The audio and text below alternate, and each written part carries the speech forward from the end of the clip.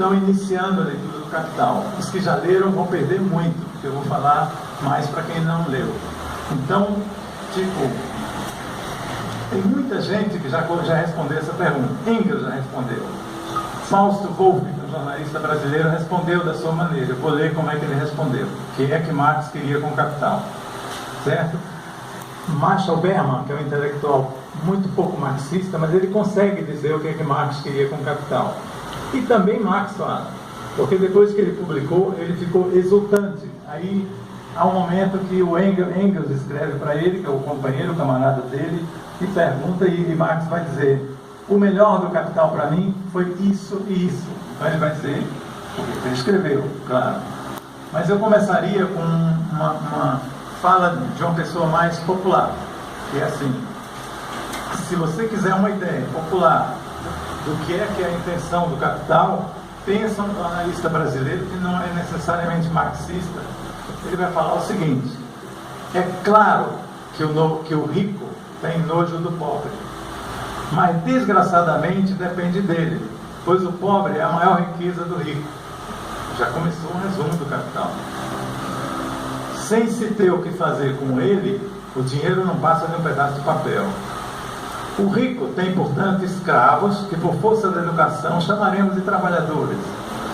Trabalham tanto que não têm tempo para pensar, pois não pensam na própria vida, e sim na dos patrões, devido a uma vida emprestada aos donos do capital. Do momento em que acordam ao momento em que vão dormir, algumas horas, vivem para o conforto do patrão.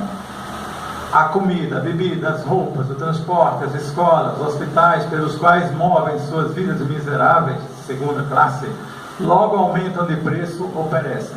É claro que os ricos também fazem negócios com os ricos, mas sempre com o dinheiro que ganharam dos pobres. Cá entre nós é um puta resumo do Capital, só que dito com sentimento, em linguagem porque até o último mortal o entenderá.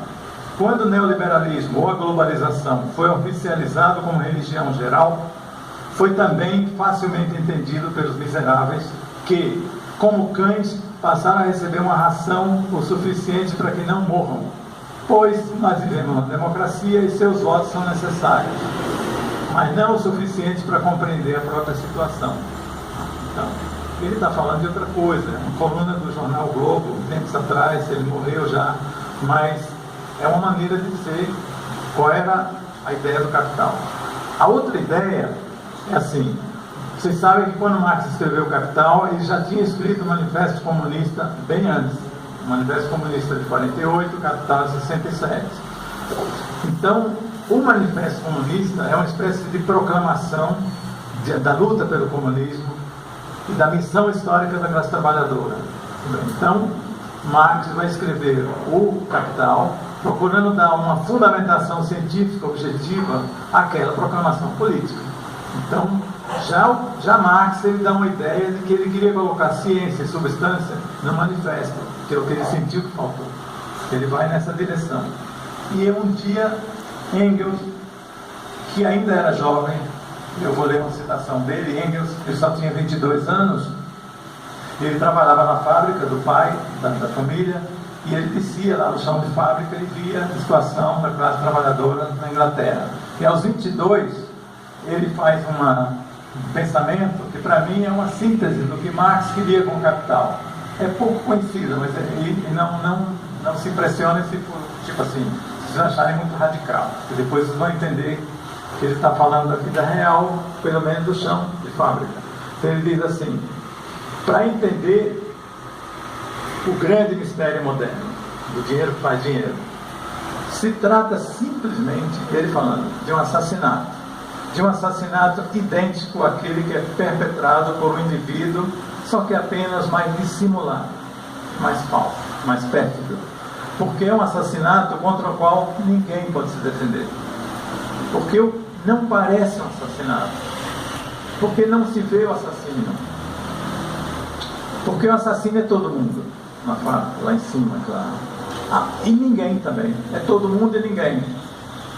A morte da vítima parece uma morte natural, mas não deixa de ser um assassinato.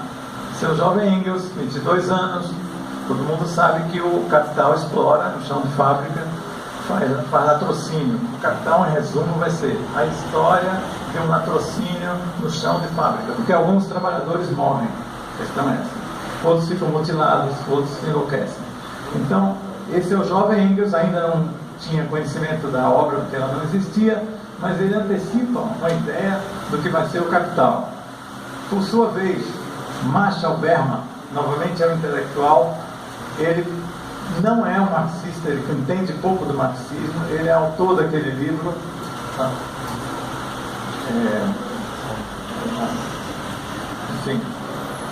Aventuras do Marxismo. Ele diz, Marx, ele tentando dizer o que é o Capital, Marx percebeu com mais clareza do que qualquer outro o potencial revolucionário inerente à sociedade burguesa.